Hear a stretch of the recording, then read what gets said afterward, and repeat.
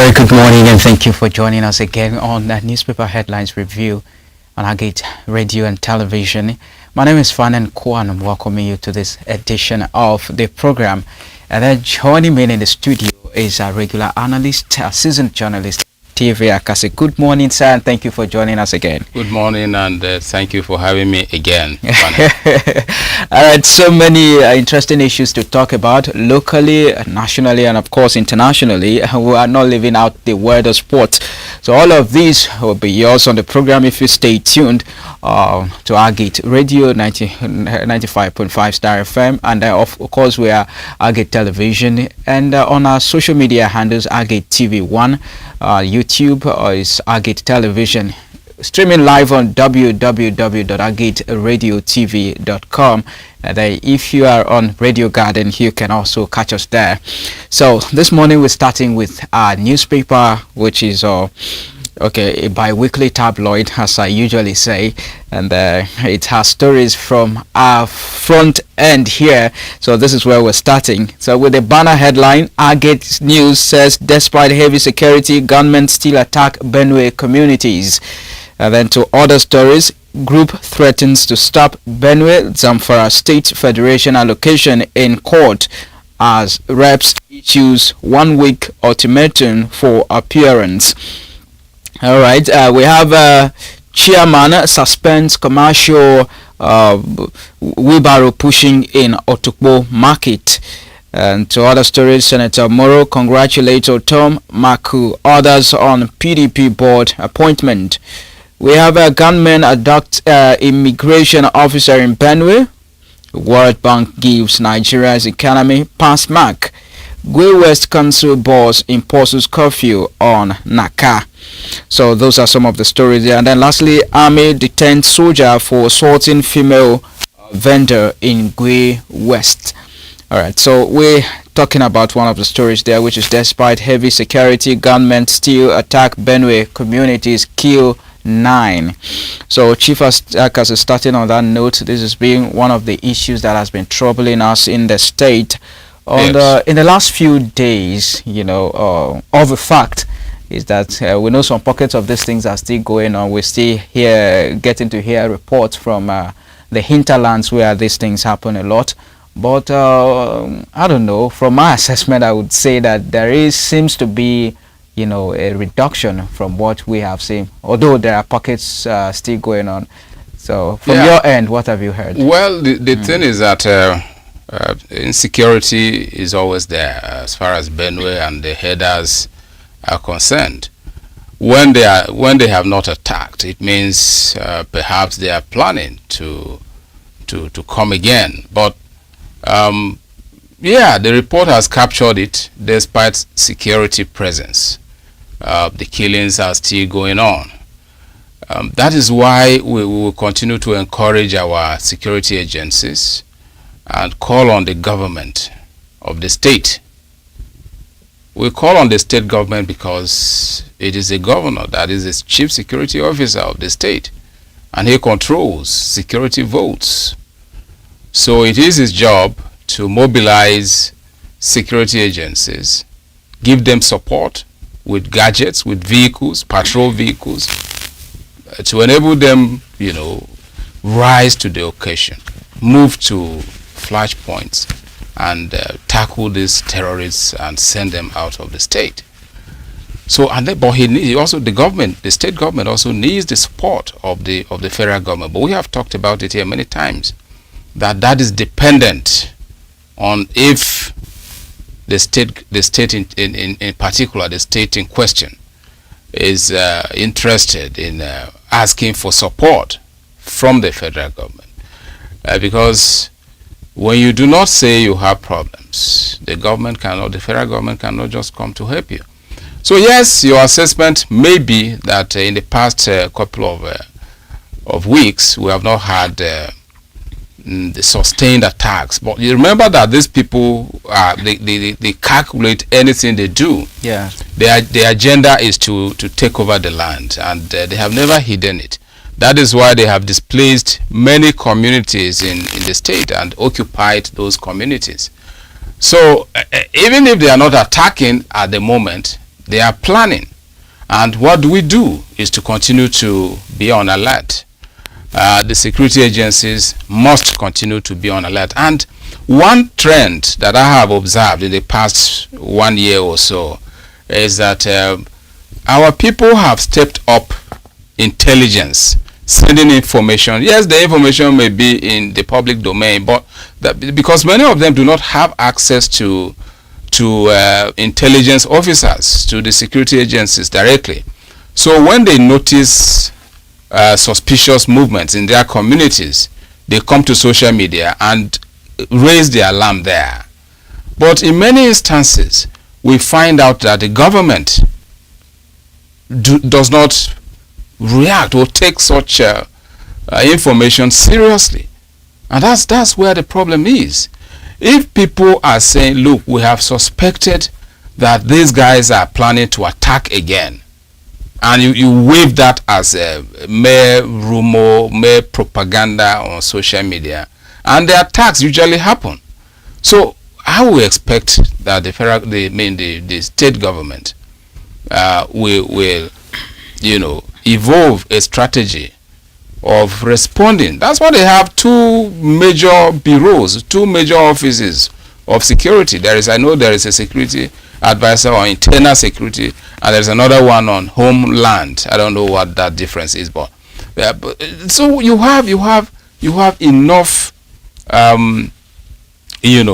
organs, enough agencies to be responding. Why not establish a desk to be monitoring social media reports on insecurity? Because many of these people are people in the communities do not, like I said earlier, they don't have the direct access to the offices of the security advisors or the police commissioner. So when they notice suspicious movement in their communities, they take to their social media handles and drop the information there. So I will expect perhaps that the commissioner of police, maybe the DSS, and the security advisors of the governor should take social media alarms seriously, and perhaps that will help us. All right, so excuse me. So in the last couple of days, so we've also, I think day before yesterday or yesterday, but there was a report yesterday that some of these people, internal persons that were involved in some of criminality and a whole lot of that, and then with the intervention of Bishop Dugu, some of them, in quote, repented.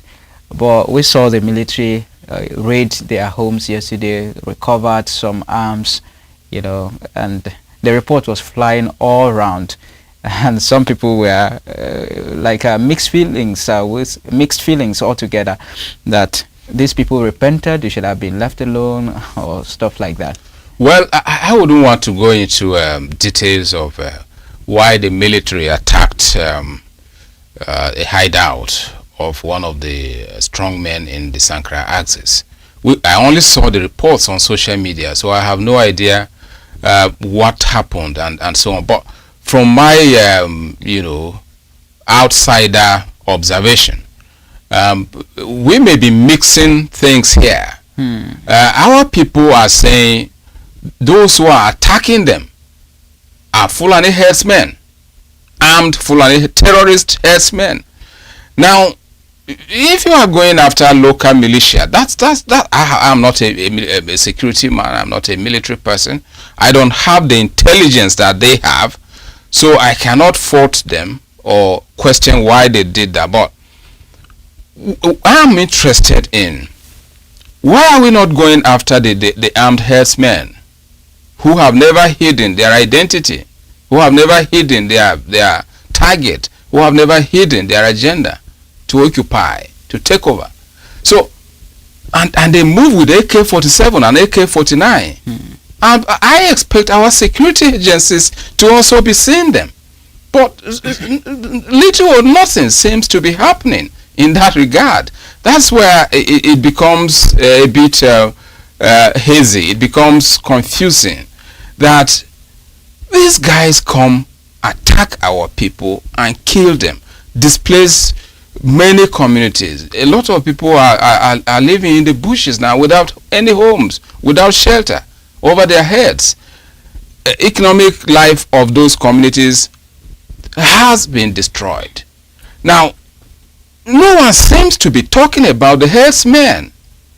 Okay? I am not defending any so-called local militia. I don't know anything about them, but I expect that they, go after those arrested and are being prosecuted. Then they would have seen that justice has been done. Justice should not just be said to have been done. Justice should be seen to have been done. And it is only when you go after the aggressors, you go after those who are invading Benue communities and attacking them. That is when our people will see that justice has been done. So I will only encourage our security agencies. They are doing wonderfully well. Of course, they cannot be everywhere in Nigeria, but where they have reports of insecurity, they should tackle that insecurity with sincerity and professionalism. And if the herdsmen have been indicted or being the murderers or being the killers of our people, we expect to see such raids against them as well. All right, thank you. Also, on that, before we move to the next paper, we did a report yesterday about the issue of insecurity in town, and particularly students of the Reverend Father Moses Oshua Daso University, there, and they raised a lot of concerns that they are no longer resting. Their phones have been snatched, their properties been taken, they are being robbed, raped, and whole manner of that, calling on security to be intensified in that area so that at least they can be safe and then go about their normal You studies. mean within the campus or outside the campus? The Gado Villa area. Oh, okay. It's most students of that university there. I know. And then they cried out yesterday calling on security persons to do that. And then it's just to intensify the call that security personnel should look into that area and then give them peace to study. Absolutely. That is the job of the police, but again, our people should help the police by providing them with intelligence, because criminals don't just succeed. They don't operate in a vacuum. They don't operate in abstract. Criminals also operate on information, and they also operate on their maps. They have links, insider conspirators, and so on. So intelligence will reveal those who are supporting, who are aiding and abetting crime within that community. And if the police can go after such guys, I think they would have succeeded in curbing the crime in not just in Gado Villa and so many other areas in the state. Yeah, there used to be community efforts where young men will come together to, be guarding the area, but vigilante. But yes. All of a sudden, these things are dying down. Nobody knows why.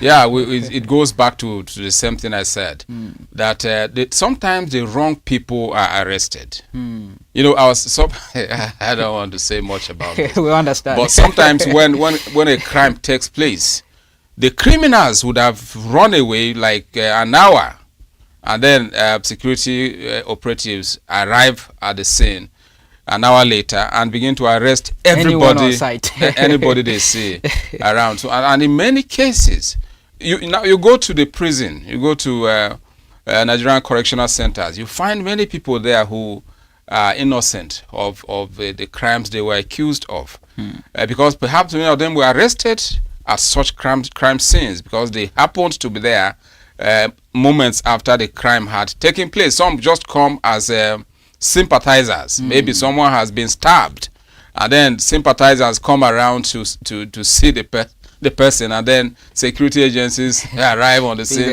and whisk away everybody they find there, because the joy, I mean the gallantry, what do you call it?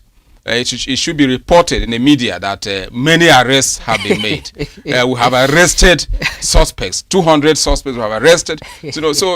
And that's where it stops. So I expect that we should be a bit more professional by investigating, thorough investigation. You see, our security agencies, our security operatives are some of the best you can find in Africa. If they are given the support, if they are given the backing they need, the right equipment for investigation and so on, I believe they can do it. So that should be encouraged. Give them the support, pay them well, pay our security men and women well. Don't make them to depend on bribe. When you pay a policeman very well and he's able to take care of his children who are in school, he doesn't have any worry about rent. That means you put him in a quarters or in the barracks. He's comfortable. There is constant electricity. There is constant water and so on. This policeman will develop that sense of patriotism, and he would go all out to protect lives, knowing that his own life and the life of his family is also guaranteed. So this is something that must be done, and done very well by the federal government and with the support of states. Because when you allow our security men to depend on handouts from well-wishers or from people who want to manipulate them, then of course they will be manipulated. Because number one, you have to pay that policeman and woman very well. Pay them well and give them comfort that can make them to serve this country very well. Well, that will be all from home front now. So we'll proceed to other issues, and we go to the Punch newspaper. The Punch newspaper comes with its banner headline: Tinubu's 2027 bid, APC courts opposition governors with high stakes offers. Tinubu's 2027 bid, APC courts opposition governors with high stakes offers. As governors offered ministerial appointments, return tickets to nominate successors, National Assembly members, among others. And above the nameplate, marketers import 436 billion naira petrol amid row with Dangote. Global health at risk as funding crisis hit the World Health Organization. OPS presses for rate cut as MPC convenes today. And then to other stories, 120 suspected Lagos internet fraudsters to face trial. Ibadan, Ogbomosho monarchs reject Alaafins as permanent consul chair. Nigerian teenagers' corpse recovered from inland river. And then we also have UTMA JAMB to release results of 379,000 candidates on Wednesday. All right, so the biggest story is Tinubu's 2027 bid, APC courts opposition governors with high stakes offers. And then governors offered ministerial appointments, return tickets to nominate successors, National Assembly members, among other juicy positions. All right, just last week or so, the president was in Anambra.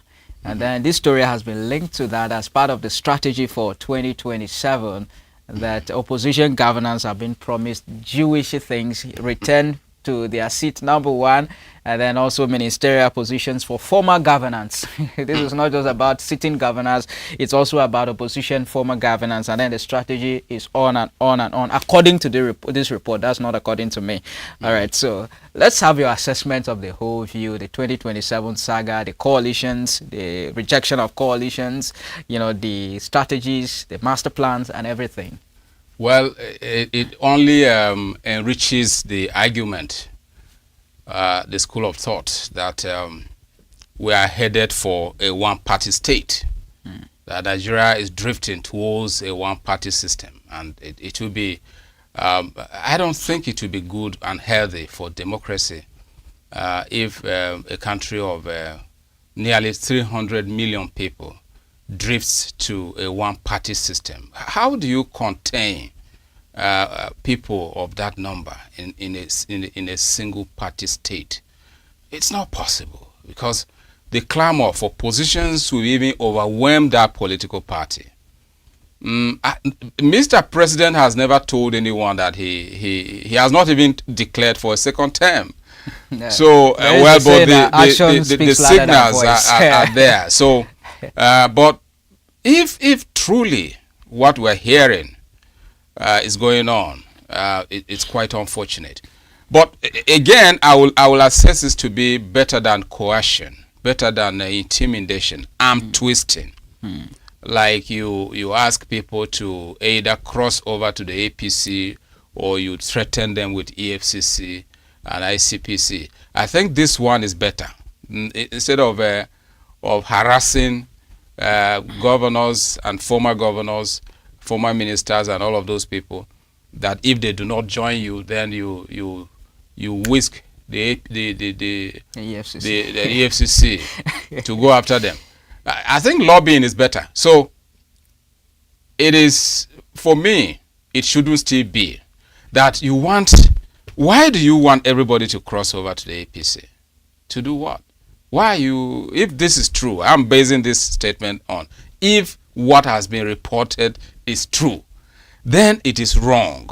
Wrong in the sense that you shouldn't be afraid of the opposition. I mean, of opposition. President Tinubu did not have power. He was not the president at that time. Yet, he contested and won.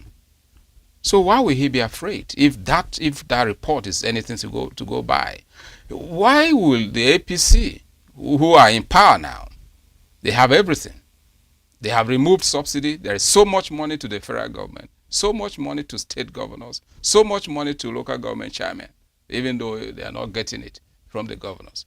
But why would the APC be afraid of competition? They should allow a free space, allow an open playing field. Do not ask everybody to go over to the APC. That is not democracy, because you should be happier to win in a contest. If you win a contest, you go into an election against stiff opposition and you win. Then you beat your chest that this is deserving. So I am not believing this report. I'm basing all of this on if it is true. Okay.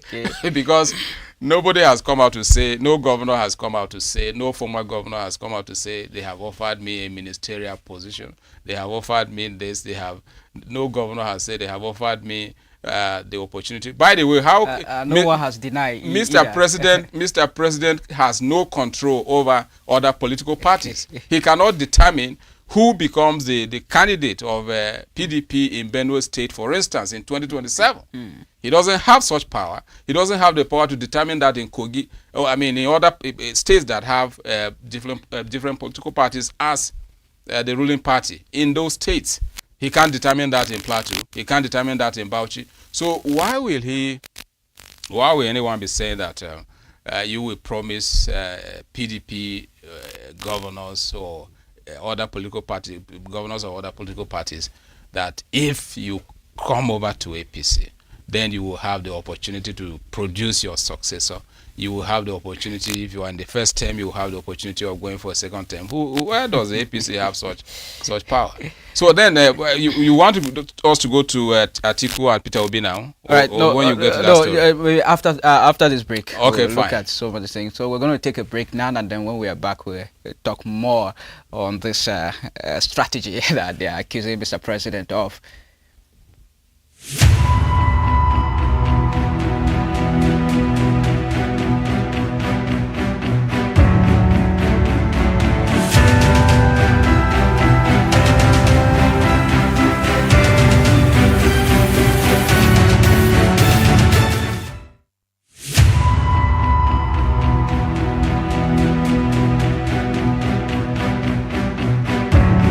Keep watching Agate Televisions. Big shout out to Agate Television, Sky's your limit.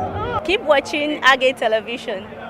Keep watching Agate Television, one of the best in the whole city of Makurdi. Peace. Hello, my people. Keep watching Agate Television. Watch out for more. Agate Television. We love you. Special shout out to Agate Television.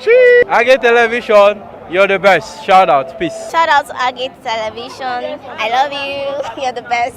Best channel, all the fun, the live shows, the best of the best you can get. Agate TV, one of the best rising televisions in North Central Nigeria, which everybody should actually look out for.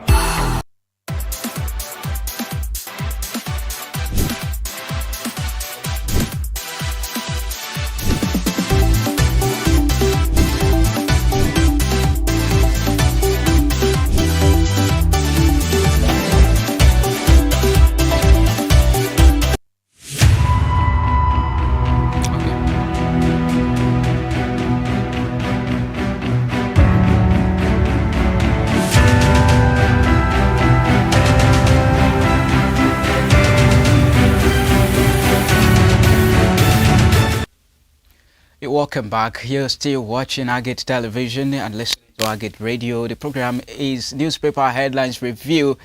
And then just before we took that break, we are looking at Tinubu's 2027 bid. APC court opposition governors with high-stakes offers as governors offered ministerial appointments, return tickets to nominate successors, National Assembly members, other juicy positions. But I was going to ask Chivakasi that it seems to me that most of these opposition people are also not confident in themselves, in as much as APC does not have the power to decide for them in their various states. But it seems to me they are afraid. For instance, in Governor Pastor Emoino, he had publicly supported for President Tinubu's re-election bid, even though he's still a member of the PDP. And in Anambra State, where he's also, Professor Chukwuma Soludo is also an opposition party, it seems like the re-election bid of Mr. President is more interesting. And for Akwa Ibom, the former governor particularly said that he is supporting Mr. President because he feels if he continues where he is, he may lose the 2027 re-election bid for him as a governor in Akwa Ibom State. So their confidence is beginning to, be in question by these acts. Well, finally, the truth is that these governors may declare support for Mr. President as individuals, all right? That does not mean Governor Eno has what it takes or he has the authority to control every Akwa Ibom person to vote for Tinubu in 2027. He doesn't have such power. Nobody has that power. Even the president himself cannot compel all Nigerians to vote for him. It is not even in the United States you can have that. So he has his right as a person, a citizen of this country, under the Constitution of Nigeria, to decide to support whoever he chooses to support. That is not a problem.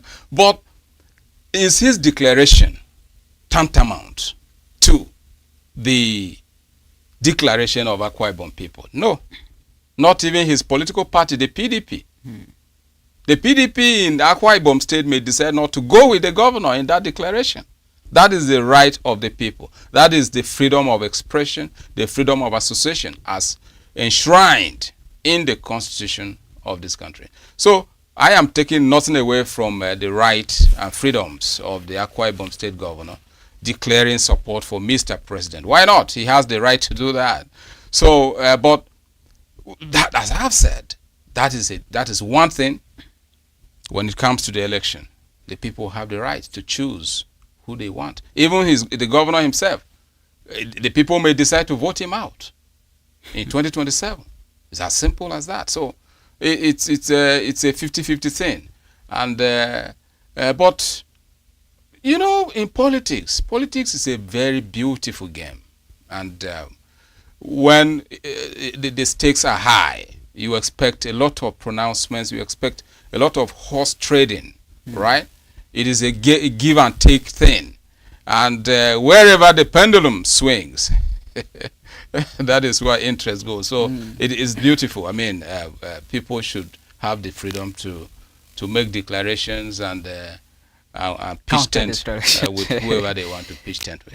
All right. So just to wrap it up on that note, we want to look at the 2027 will be set to declare presidential bid as Atiku explores ADC alliance. So the former Vice President Atiku Abubakar is still head on with his coalition tactic. And Obi also explained to us that no, his bid is not for himself or for any alliance, but it's for Nigerians.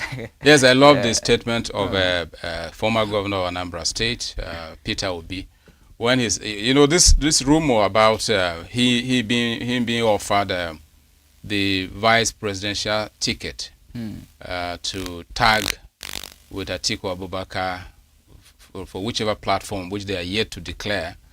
And he came out to say that no, there's no such arrangement.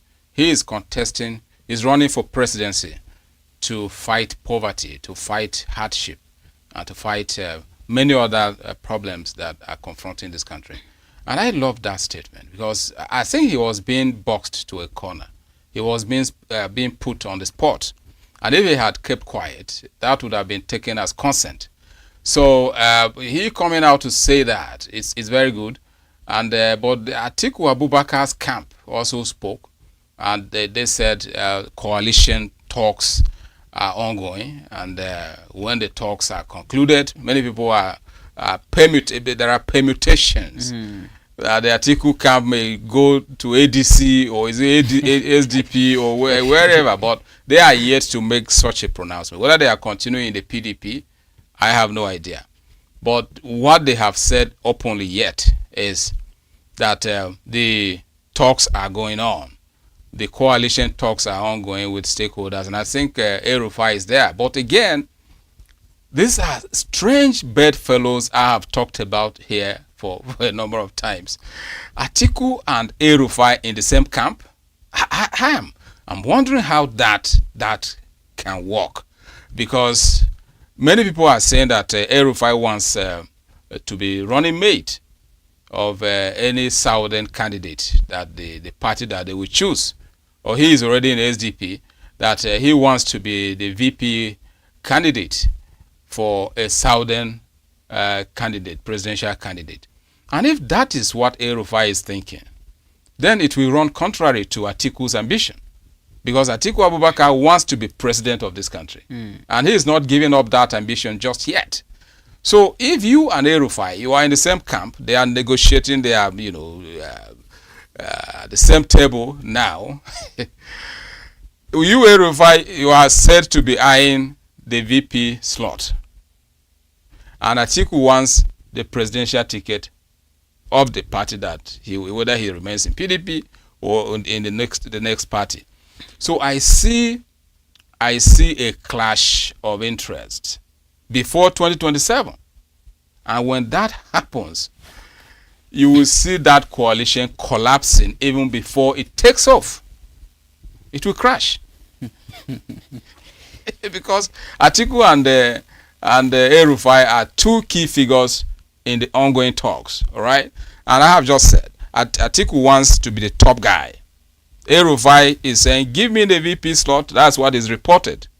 And so they are from the north.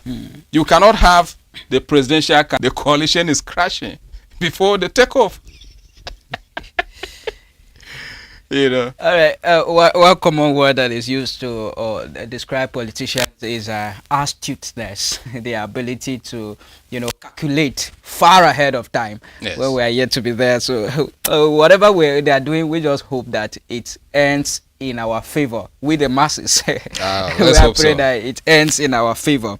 So with that, we move to the next newspaper, which is the Nigerian Tribune.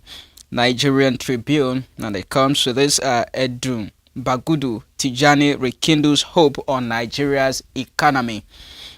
And then with 1, 2, 3, 4 riders, which says capital market key to achieving 1 trillion naira economy, finance minister, that's Wale Edun. Economic reforms on course, budget minister tells World Bank. And then we have digital economy attracted $191 million FDI in Q1, says minister. And then $2 billion fiber infrastructure roll out set for Q4. And the other stories, local government financial autonomy, that was a kicker. 1 year after Supreme Court judgment yet to be implemented. Konoa to VCs released 50 billion naira and allowance not for ASU members alone. All right, we have a shadow government DSS. Okay, he remains in Labour Party. National Constitution Summit, the Patriots Southwest delegates meet in Lagos Thursday. And the Labour Party factions clash again. Oti Namadi Usman led NCC's 6-court order stopping Abure from parading himself as chairman. Okay, it's another exercise in futility, says spokesperson. We're already done with politics, but we just hope that the oppositions reconcile to have a firm stand today against the ruling party, which is their constitutional role. But we're looking at the Nigerian economy. Edun Bagudu Tijani rekindles hope on Nigeria's economy. This is where in the second quarter of the year, we've seen so far, the country received applauses from the World Bank that the economy is improving. But from what we are seeing so far, but with a caveat. Okay. That time. Yeah, go ahead. Yeah. So with what we are seeing so far, we are the ones to determine that indeed this thing has improved. So with what you have, you as a person have seen so far, let us hear from you. Well, is there any improvement? They are depending on the capital market, which is okay, but I am yet to see any significant measures in that regard. You talk about the capital market, you are referring to the ease of getting bonds, getting our shares, our stocks, and all of that. Where have we grown in the last 2 years in that regard? So I have been noticing this. I don't want to call it hysteria. I have been noticing this thing about the federal government appointees. They want to jump to the media quickly and proclaim a number of things that have been made, that have happened. That's okay. But those things shouldn't just be in abstract. We should be seeing them. Yes. If there is one thing I have applauded the presidency, the President Tinubu, of doing, is making more money available to states and local governments. That was a good decision. Good decision that has been, has been misdirected, because the states and the local governments have failed to take advantage of the huge resources now coming in because of the removal of fuel subsidy. That is one economic decision that I clap my hands for Tinubu. Even though the pain of the fuel removal, the subsidy removal, the pain is deep. But the fact that more money has come to states is great. So when the Minister of Finance says they are depending on the capital market and other indicators to take Nigeria's economy to 1 trillion, to make it a 1 trillion economy, let us be seeing those efforts that are being made. Like now, you have tariffs going on. Yes, if you want, yes, in terms of taxes, you are getting more tax, you are getting more revenue now. Right? So let us see that translate into dividends for Nigerians, because taxation has increased in almost all sectors of the economy. But we are yet to see those buffers, those economic buffers that the federal government should inject into the system to make life more bearable for Nigerians. So it shouldn't just, the point I'm making is, it shouldn't just be about beating our chest that Nigeria's economy has been taken to 1 trillion, when that 1 trillion may be 1 trillion of pain, excruciating pain in the hearts of Nigerians, just because you want to announce to the world that Nigeria has come of age. We are now running a 1 trillion economy. But on the home front, you have things that have, now food prices have gone up. How much is a bag of rice now? How many families can afford a bag of rice? Looking at it, it's not that happening yet. So in essence, it shouldn't just be about pronouncements. It should be more about, let's see it, let's do it. That's my take on that. All right, let's see it and let's do it, and let the common man feel the impact of the economic growth. Also, another issue, local government financial autonomy, 1 year after Supreme Court judgment yet to be implemented. We've talked about here over and over again, but then the governors will not allow it to be implemented. Okay, they will not, and they know it. They know why they will not allow the local government, the autonomy, to be implemented. Now, we have talked about it here. Look at a state like Benue, that is on average now receiving a whooping about 15-17 billion for the local government, and more than that for the state government. Imagine that money going into local governments. Imagine the development that will spring up at that level. I have given those analyses here before, that before the subsidy removal took place on May 29, 2023, a local government like Boko was receiving an average of 120 million monthly, with a wage bill of about 80 or 90 million, right? Now Boko is receiving almost 700 million, and the wage bill has not increased much. So imagine that money is going to Boko local government. Boko will not need the state government to go and do roles in the local government.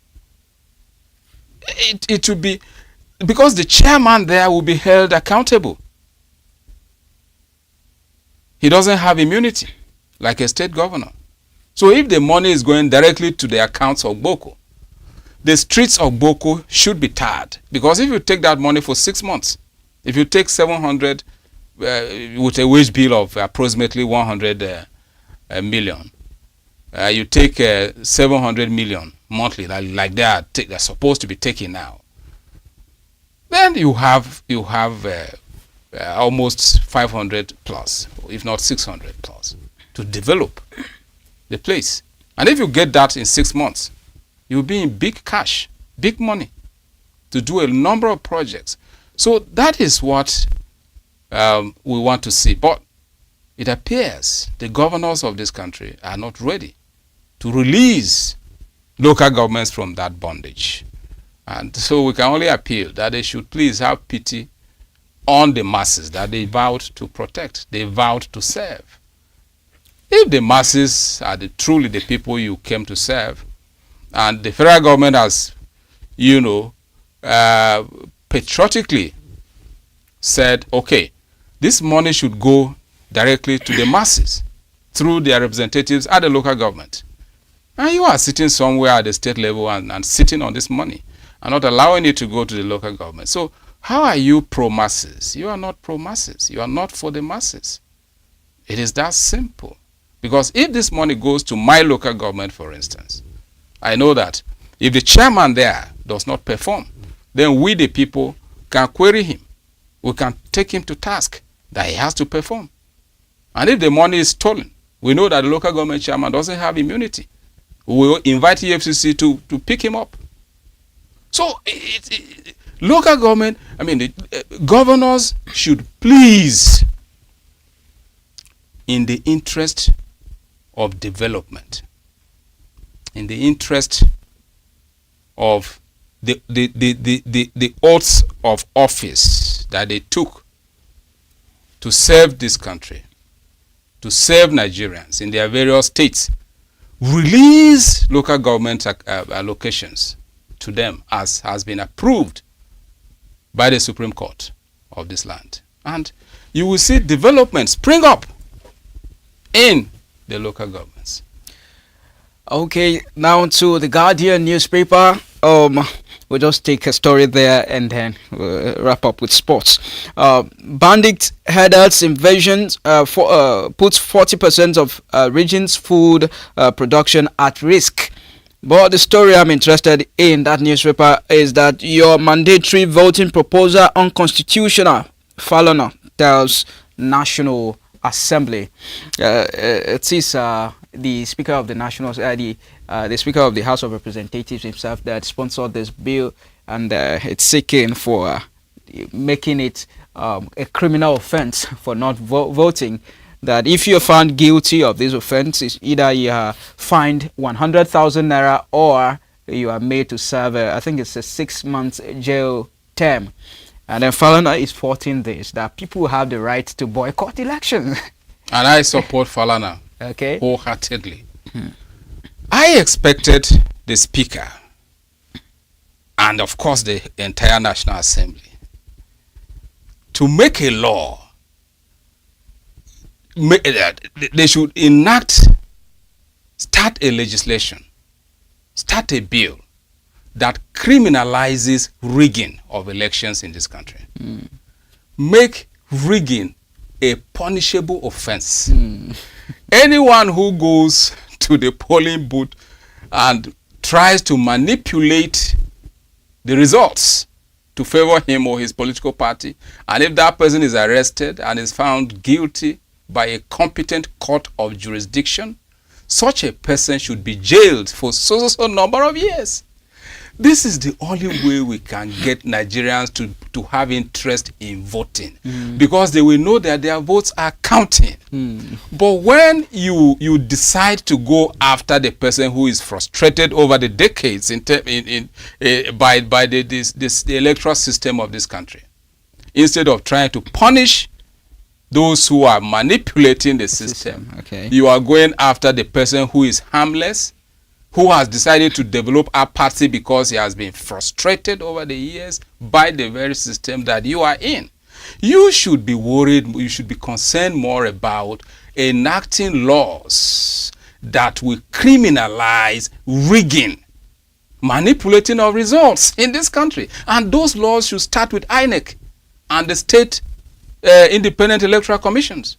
When you criminalize rigging and any other electoral malpractice, Nigerians will be happy to go to the polling units without any compulsion, because you may not need to beg them. They will be happy because they will know that their votes will count.